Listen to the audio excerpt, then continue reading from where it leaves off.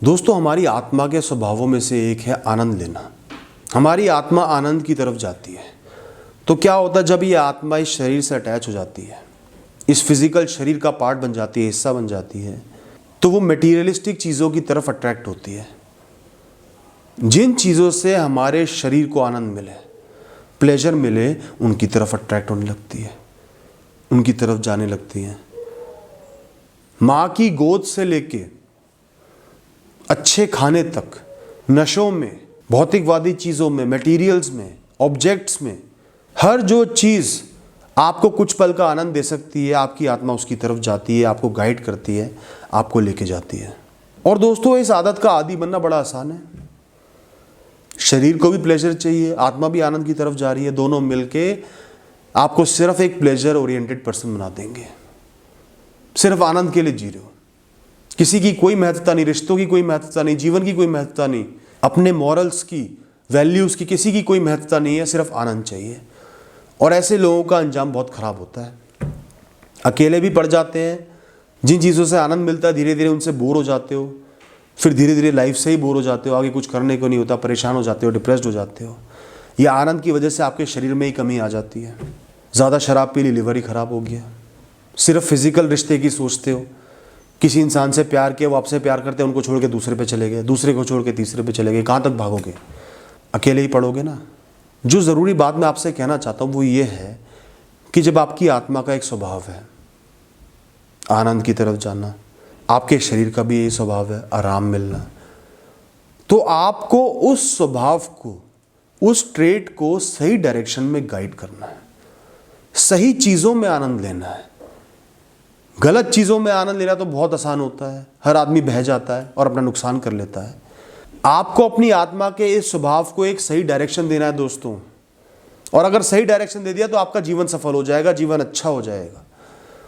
आप आम इंसान से बहुत ज़्यादा खुशी को हासिल कर पाओगे, बहुत ज़्यादा फ्री रहोगे, चित्त शांत रहेगा, प्रसन्न रहोगे और आनंद भी आएगा।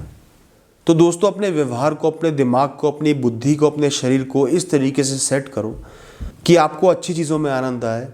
जैसे कंपैशन, किसी इंसान की मदद करना, किसी जानवर की मदद करना, जीव की मदद करना, उनकी मदद करके उनके चेहरे पे मुस्कान देख के, उनकी आंखों में चैन देख के आनंद को प्राप्त करना। पहली बार नहीं होगा, जब मेहनत करोगे दूसरों के लिए नहीं होगा। 2 बार, 3 बार, 4 बार करोगे तो आदत पड़ जाएगी, आनंद मिलने लगेगा, लाइफ को वो डायरेक्शन मिल जाएगा। दोस्तों, ज्ञान में, नॉलेज में आनंद ढूंढो। ज़्यादा से ज़्यादा नॉलेज एक्वायर करनी है जीवन में। हर नई चीज़ जो आप देख रहे हो उसके बारे में सीखना है, समझना है। जितना ज़्यादा ज्ञान होगा उतने ही ज़्यादा आप ज्ञानी बनोगे, मैच्योर बनोगे, वाइज बनोगे, दूसरों को भी गाइड कर सकते हो। उतना आप दुनिया को गहराई से जान पाओगे, समझ पाओगे। एक बार में आनंद नहीं आएगा, धीरे धीरे जब नॉलेज लेना शुरू कर दोगे, नई नई चीज़ों के बारे में सीखना शुरू कर दोगे, टाइम दोगे, कर्म करोगे, धीरे धीरे आनंद आने लगेगा।